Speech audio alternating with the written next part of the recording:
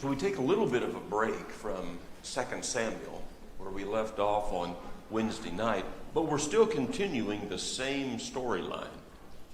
We're going today to the Psalms. We're looking at 4 Psalms, or at least we're trying to. I'm not sure we'll get through all of that. But it's part of the same storyline, and that's something that I find to be very interesting. So we concluded our class on Wednesday night looking at the promises of God to David. And that was in 2 Samuel chapter 7. And remember some things that God promised. That David's son would build the temple. There was that. There was the promise that God would establish David's family as a ruling dynasty. And then there was God's promise that he would establish David's house or his kingdom and his throne forever. And I wonder sometimes just how much of that David understood, is particularly this part about his kingdom forever. Because David knows the frailty of man. David knows that he can't live forever. And so what is it then about this kingdom forever? Well, I think we get into the Psalms, we get a little bit of insight on maybe what David understood about that. And so you remember then, David's response to all these promises. Do you remember what he said in 2 Samuel chapter 7? David responded to all these promises of God. And he said, "Who am I, O Lord?" I mean, like, David's amazed that God has made these incredible promises to him. And he's even like saying, how could this be? How could you be giving such incredible promises to me? Who am I, Lord, that you have brought me so far? And we think about David being that shepherd boy and how God has taken him from the flocks in the fields and has delivered him now to this point of being king. And now making this promise that through you, this kingdom's going to go on forever. And so, what does that have to do with the Psalms? We're going to be looking at some Psalms here in just a moment. Let me ask a question. And this is not a right or wrong answer, just some thoughts. What are the Psalms? How would you explain or define the Psalms? Songs. Many of them, in fact, were written in such a way, like poems, to be sung. Okay, think of them as songs. Okay, what? Praise to God. Many of them are like praise songs or praise poems. Thanksgiving. Yeah, many of them are just poems of thanksgiving or songs. What else? Prayer. I mean, there's this, it highlights prayer to God. Yeah. What else do you think? Yes. Expressions from the heart. I really like this. Because I think we do see this in the Psalms. They are expressions of the heart from the writer. But maybe that leads to another question then. The writer of the Psalms? Who? David. David wrote all the Psalms? No. It's funny. When we start thinking about the Psalms, when we think about who is the writer, David comes to our mind immediately, and we almost think or assume that David wrote all of the Psalms. But no, about half. There's 150 Psalms. He wrote about half of them. But there are some others. Moses wrote one. The 90th Psalm is attributed to Moses, and there's Solomon and several others. And so anyway, just to kind of get that in our mind a little bit as we kind of move into looking at some of the Psalms. There's 4 of them today for us to look at. Boy, we're going to have to work hard to get through them. We're not reading the whole Psalm. There's no way that we could do that. But let's look at the 89th Psalm. Now, the reason these Psalms are in our storyline right now is because they pertain to some things that's been going on. These fit. And so it's logical for us to take a little bit of time and kind of look at these Psalms a little bit because they address some of the things or issues that are going on right now. The 89th Psalm was written by Ethan, not David. Written by Ethan. He was a Levite. And so he was one who was a leader even, it seems, among the Levites. And so in the 89th Psalm, again, we're not going to read all of it. We're picking out a few verses. Let's see how it starts. Verse 1. I will sing of the Lord's great love forever. Some versions there might say of the Lord's mercy forever. With my mouth I will make your faithfulness known through all generations. I will declare that your love stands firm forever, and that you established your faithfulness in heaven itself. So the writer talks about the great mercy and the love of God. And we think, what kind of psalm is this? Is it a lament? Well, no. A song of thanksgiving? Well, yeah, kind of so. It is that. A psalm of praise? Well, there's sort of that. But it's one that is really going to address God's mercy. And so here he reaffirms the promises made for David. And that's why we're looking at it today, because we've been talking about these promises God has made to David. Verse 3. You said, I have made a covenant with my chosen one. I have sworn to David, my servant. I will establish your line forever and make your throne firm through all generations. You see, that's just what we've been talking about. That's our storyline in 2 Samuel and in 1 Chronicles. God's covenant with David. Ethan praises God. In verses 5 through 18, there are these praises that he gives. Verse 5, reading just a little bit here. The heavens praise you, your wonders, O Lord, your faithfulness too, in the assembly of the holy ones. For who in the skies above can compare with the Lord? Who is like the Lord among the heavenly beings? In the council of the holy ones, God is greatly feared. He is more awesome than all who surround him. Lord, O Lord God Almighty, who is like you? You are mighty, O Lord, and your faithfulness surrounds you. I love the phrase, who is like you, O Lord? God's faithfulness and the faithfulness of his holy ones, or some versions there might even say the assembly of the saints. And so we start thinking here a little bit of, what is this for you and me? I mean, why are we reading this psalm, and what applications here would we make? I'm asking you. We think about what the psalmist is saying pertaining to God, his character, and what does that mean to us? Why is this important to us? You tell me.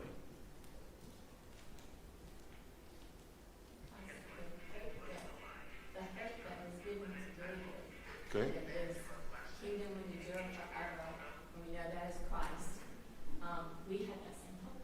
We do. And that's why it's important to us, because through David, this is where Christ came, that we could have that hope. So there's two things that are starting to stand out already. The promises made to David, and what does that mean to us? Well, we're talking about that kingdom that lasts forever through David.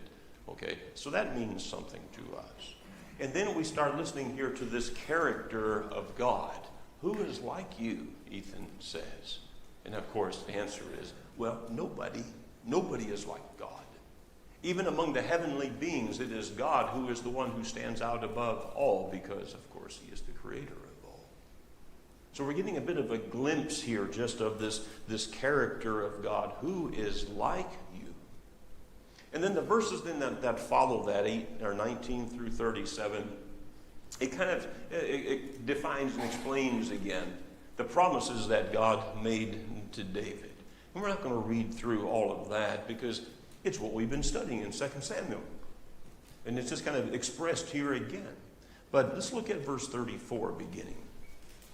I will not violate my covenant. This would be the Lord speaking here. This is from a vision that Ethan understood from God.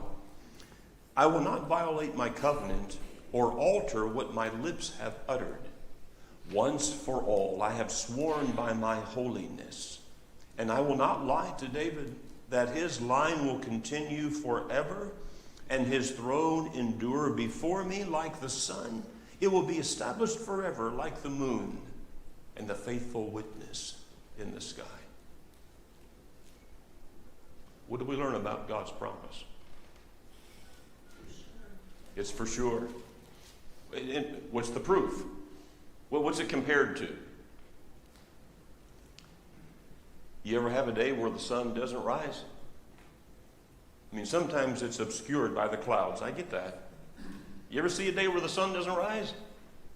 Or where the moon is not out at night? It's there. Always. Consistent. We never have to wonder. We never have to question such things as that. And God's promises, just as sure. That's the reassurance that is being given right here. That is the reassurance. God's promise is absolute. Even when men fail, man's promises are not the same. Because sometimes man promises something that he doesn't follow through with. But now, the latter part, yeah, Ben? In about 400 years, the Israelites, nation Judah, is going to be carried off into captivity. And the Jews are going to look back to Psalm 89, and they're going to say, what happened? You made this promise, and you said it's as certain as the sun coming up in the morning, right? What happened? And in that time, as Nebuchadnezzar carries them off in shackles and burns their city to the ground, you can understand why they would start to have these doubts. But God keeps that promise. And they're going to have to trust him, and he'll see them through that. But you know that they looked at this passage and they said, what's going on?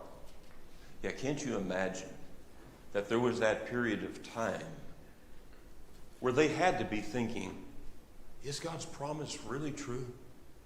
Because this is not the way that we think this should be unfolding. This is not what should be happening. What happened to that kingdom that God promised? Of course, now we have that advantage. We go back and we have the revelation given to us. We understand the whole storyline. But now that gives us even greater confidence, knowing that what God said long before, and when he is saying, my word is just like the sun that comes up every day and the moon every night, you can be assured of that. Now we look back on that, and we have assurance of everything that he has said and promised. I was just going to say that people in those times and for years were thinking of an earthly kingdom. Yes. Where we know today is something different. And that's what the Psalms are even going to take us there. These other Psalms that we're going to look at is going to take us and help us to understand that nature of that spiritual kingdom. So the latter part of this psalm kind of takes a bit of a turn, and verse 38 and following, and we're not going to read a whole lot from that, but just a couple of verses here where it says, but you have rejected, you have spurned, you have been very angry with your anointed one. You have renounced the covenant with your servant and have defiled his crown in the dust. And it just kind of goes on, and it's like, uh-oh, what happened? Now, some have said or speculated that perhaps this part was written during the reign of Rehoboam. Okay, because things were not going so well, remember? The kingdom divides and all of that happens. Interesting that is connected still with all of the promises here that God has made. Nothing's changed. God's covenant is sure. God's covenant is absolute. Even when there are others who have turned away, what God said is still powerful and still important. And as the Bible story goes on, we come to see and understand that God is still there. All right, so let's go on. Let's look at the next psalm in our study. We're going on to Psalm 132. Psalm 132.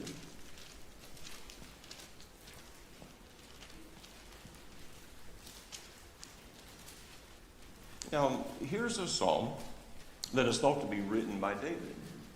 It doesn't say that. A lot of times the psalm gives a heading, like it's written by Ethan or by Solomon or by Moses or by David. Now, we don't see that here. But when we look at what is written, and then find it to be quoted in Acts chapter 2, it's attributed to David. That's how we, with some assurance, can say, yeah, I believe it was David was the one who wrote this right here. And so, in some ways, it's written, it sounds like it would be David speaking in the first person. Now, particularly here, this first part. O Lord, remember David and all the hardships he endured. He swore an oath to the Lord and made a vow to the mighty one of Jacob. I will not enter my house or go to my bed. I will not allow no sleep to my eyes, no slumber to my eyelids, till I find a place for the Lord, a dwelling for the mighty one of Jacob. What's he referring to? Well, he wanted the place to put the ark. It's like here, remember we studied just in our last lesson from 2 Samuel. You know, David is concerned, or a previous lesson from that. You know, here the ark is in a tent, and I'm living in this house of cedar. And he wanted to build a place for the ark in the presence of God. Of course, God stopped that and said, your son's going to do that. That was part of the last study right here. But you see, you know, it's a reminder. It's like David speaking in that first person about his desire to build a tabernacle, a place for God that way. And then the idea of bringing the ark to Jerusalem in verses 6 through 9 is here's more or less a bit of a reminder, a description of what was happening there. You know, verse 8, arise, O Lord, and come to your resting place, you and the ark of your might. May your priests be clothed with righteousness. May your saints sing with joy. They did sing with joy. You know, and the priests were dressed in their priestly garb, you know, as they were bringing the ark in. And there was rejoicing that took place. And David is relating to that. But then there is this promise again, or a reminder of God's promise of this earthly kingdom, an earthly throne. Verse 10. For the sake of David, your servant, do not reject your anointed one. The Lord swore an oath to David, a sure oath that he will not revoke. One of your own descendants I will place on your throne. If your sons keep my covenant and the statutes I teach them, then their sons will sit on your throne forever and ever. That was the promise of God. What happened?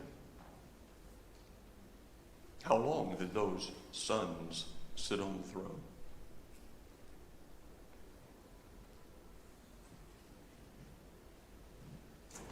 We haven't studied about it yet, but it's coming up. Wasn't so long, was it? God's promise was sure. It wasn't God who moved. It wasn't God who changed. It was David's sons who changed and who moved away from God. But that doesn't change God's plan for there to be an everlasting kingdom. And that's what was hard. That was what would be so hard for Israel to understand. It's what Ben was speaking of a few moments ago. What were they thinking when in Babylonian captivity? You know, what about God's promise of this kingdom? You know, it would almost have been like, you know, God let us down on this. Or then it gives us a glimpse again of when Jesus is on earth, and there are those who are starting to realize he is in fact the Jewish Messiah. They're thinking that he's going to establish what? An earthly kingdom. Because they're remembering this promise of God. They don't understand what has happened here through these years, but now, again, we have the full revelation. We understand what happened through those years. They left God. But the promise of this everlasting kingdom has never gone away. Just as real as it ever was. Now look at the latter part of the psalm. Like, say, verses 13 beginning. For the Lord has chosen Zion. He has desired it as his dwelling place. Let's stop there for a minute. What is Zion? Zion. What is Zion referring to?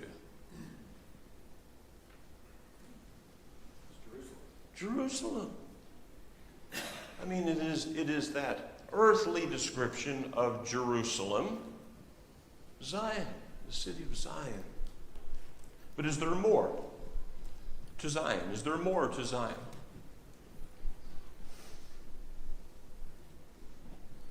Come on, I'm going to give you a minute to wake up.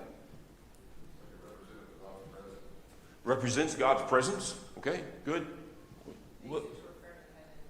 It can refer to heaven, a heavenly Jerusalem. It speaks to God's spiritual relationship with his people. You know, so we see it in the Old Testament and New Testament. We think, of course, of that earthly city of Zion, Jerusalem. But in the New Testament, in the latter part, we're coming to understand the spiritual Zion. And it also helps us to then start understanding that spiritual kingdom that's everlasting. And it's not in Jerusalem, but it's in heaven. Well, you just really said the thought that I had. In those days, Zion was a kingdom. Mm-hmm. Zion today is a Spiritual kingdom. And I think we will see a little bit more of this physical idea of Zion, Jerusalem, when Solomon builds the temple and God's presence is there. That becomes a very important and powerful picture for us of God's presence in Zion. Of course, that's just for a period of time. And God's presence leaves the temple because the people had left God, is what happens. But now we start getting a picture of Zion in the heavenly sense. And God's presence is not leaving there. God. Well, since God, or the Lord has chosen Zion, and that's where, so when we think of it in the sense of Jerusalem, where the ark is, where the temple is built, where God's presence is with his people in the Old Testament, and then we start to think of the spiritual sense of Zion, it's where God is with his people. Right? So if we enter a relationship with God, we are part of that spiritual kingdom. Yes. And ultimately, heaven is the final place. Yes. Good. Okay, good. It's like now maybe we're starting to get a glimpse of this spiritual kingdom. Sometimes in the New Testament, we talk about that more, it seems, about there being a spiritual kingdom. But what I want us to see and understand here is that God has always been talking about a spiritual kingdom, that it is a spiritual relationship with God. Yes, the children of Israel were physical, and there was a covenant that had physical requirements to it. We get that.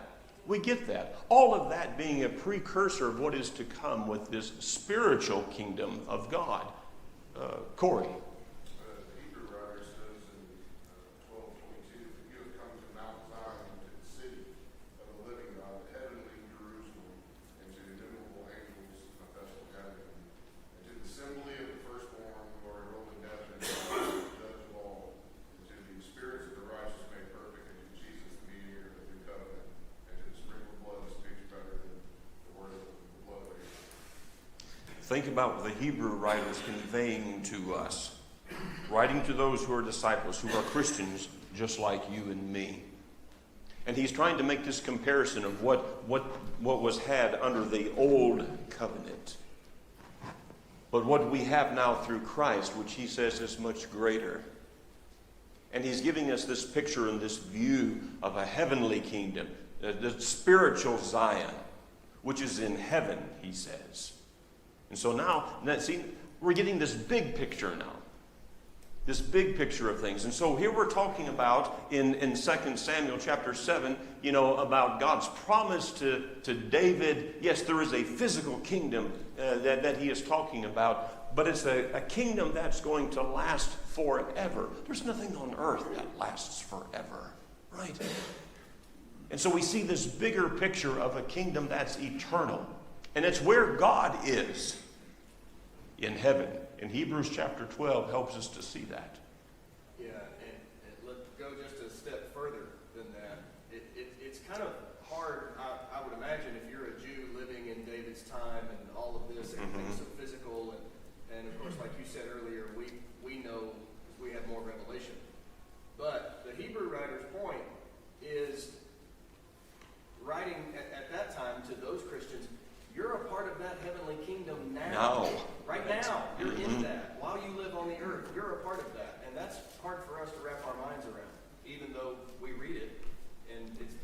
little hard to get a picture of that. And sometimes we're a little hard on those Jews of old. You know, it's like, why don't they get this? Well, they could only get what was revealed to them at that time. And yes, God was speaking of an everlasting kingdom, but how do you conceptualize that? You know, and with the revelation we have, we can see that little bit bigger picture of that. Look at verse 13 again. For the Lord has chosen Zion. He has desired it for his dwelling. This is my resting place forever and ever. Here I will sit enthroned, for I have desired it. I will bless her with abundant provisions. Her poor I will satisfy with food. I will clothe her priests with salvation, and her saints will sing for joy. Here I will make a horn grow for David, and set up a lamp for my anointed one. I will clothe his enemies with shame, but the crown on his head will be resplendent. It's the big picture view.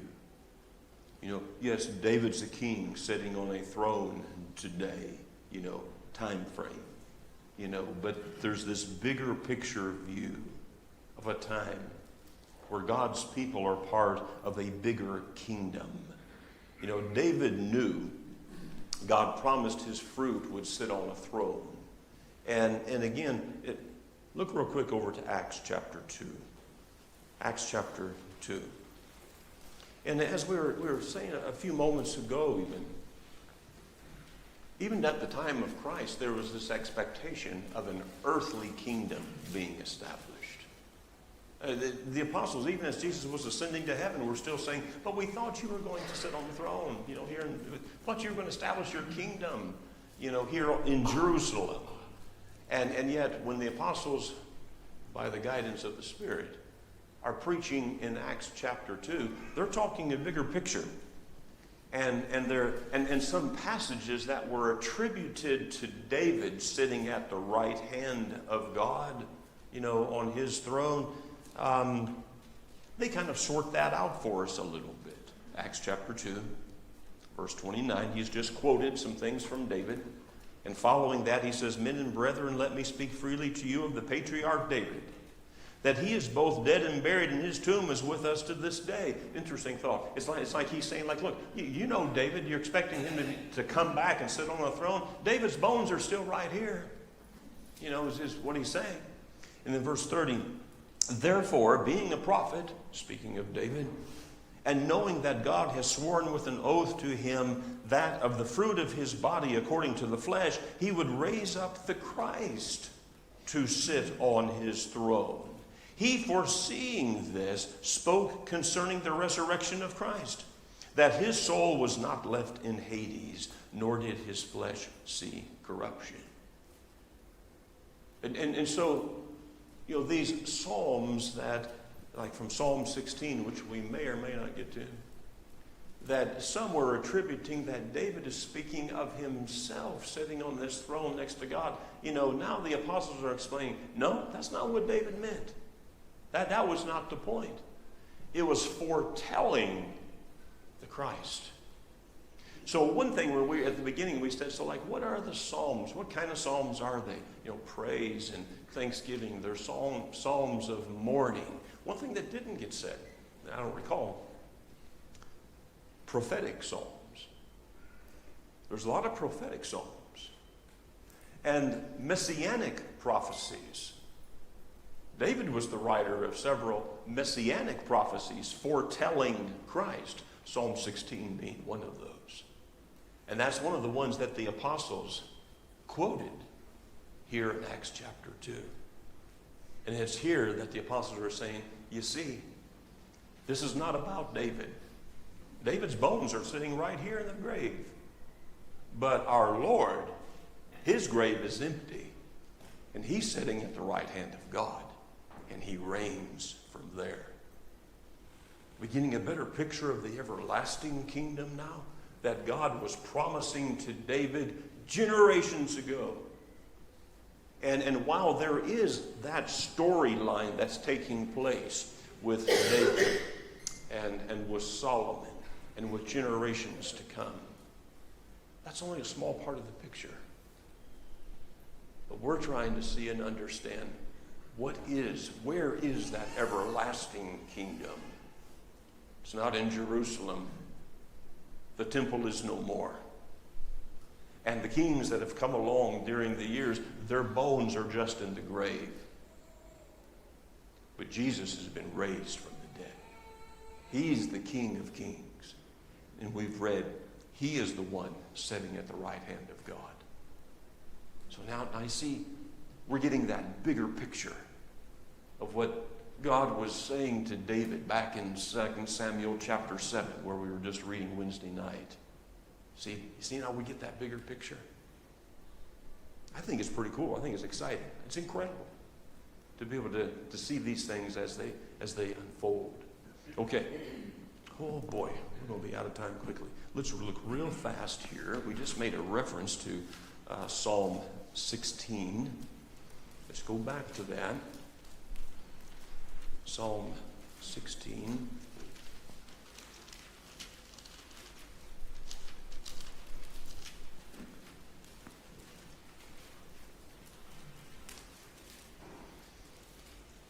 So here's a psalm that gives us some insight to David's foreknowledge. We think sometime and wonder, well, how much did David really know? How much did he understand about the promises that God was making? Well, I think he kind of understood a lot of it. I think he understood something about the big picture. The first part of this psalm seems to be some things said more to the idea of the righteousness of man.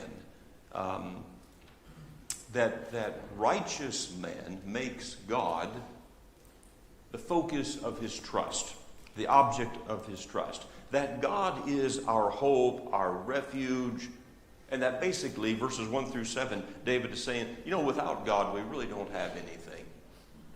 Coming from a king who was rich and who had everything as far as earthly desires would go, David is basically saying, without God, we really don't have anything. And then in verses, 8 and following, are verses that we are familiar with because Peter quotes them in Acts chapter 2.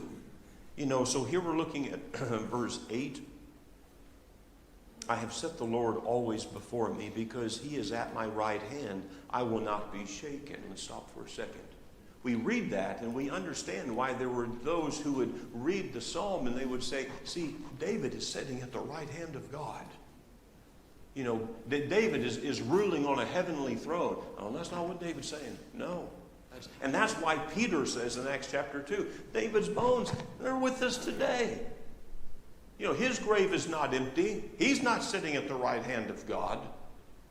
And it's like Peter is saying, no, that this passage, Psalm 16, David was not writing about himself. It's a messianic prophecy concerning the Christ. Verse 9, therefore my heart is glad and my tongue rejoices. My body will also rest secure because you will not abandon me in the grave. David's saying, you're not going to abandon me and you're not going to leave me in the grave. Peter said, his bones are right there. It's not about David. It's about the Lord. It's prophetic about the Lord. Nor will you let your Holy One see decay. You have made known to me the path of life, and you will fill me with joy in your presence, with eternal pleasures at your right hand. What does all of that? What does all of that mean? You see, it's back to that passage in Acts chapter 2. It's referring to the Lord. And the apostles now understand that. Remember, the Holy Spirit came upon them in the first part of chapter 2. In chapter 1, they were still asking the Lord, but we thought you were going to establish your kingdom, remember? In Acts chapter 2, now they are explaining what these psalms meant and how they point to Christ. So David foretold the resurrection of Christ. David knew that God swore in oath that through David's loins, one would sit upon the throne. David was a prophet, Acts chapter 2 tells us. And David understood. He understood these things. He foresaw the resurrection of Christ. And it is Christ who is the one who is reigning now, the King of Kings, at Mount Zion, at the right hand of God. So we get a glimpse of these things through the Psalms. There's one more psalm, we're not going to get to it. But see, I like when these Psalms are kind of interspersed in some of our study, when they fit in, because it helps us to think, now we understand 2 Samuel chapter 7 a little differently, don't we? We can see the bigger picture of what God was promising in 2 Samuel because of what we read about in the Psalms. And then we make that connection in the book of Acts in the New Testament, or in Hebrews chapter 12 that Corey brought up. You know, this heavenly Mount Zion. Is it coming together that way? I mean, it's connected for me. I sure hope it's connected to you, for you by looking at it this way. All right, our time is gone right now. There was one psalm we didn't get to, but I think we got the picture. Thank you so much for being here this morning. Thank you for your comments.